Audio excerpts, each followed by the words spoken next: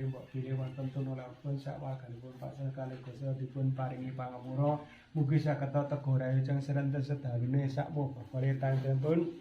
lan wayahipun Radepa mugi saged teguh rayujeng lare menika dados lare kang saleh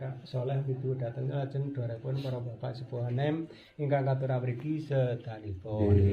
Wasul dhateng ambengan menika mugi dhateng Nabi Ilyas Nabi Khidir karo para dana sunakale Joko para wisata pilih wonten punalapipun sawarganipun pasaran padara rangking nedalaken sedekah kaliwun berkahipun Gusti mugi Gusti tansah paring berkah kaluwihan lan barokah pinarengan rawuh sangatos sadherepun para bapak katur mriki sedanipun. Wasul dhateng ambengan malih menika mudi dhateng pu sekatahing pugu witan pu kasar kang alus kasar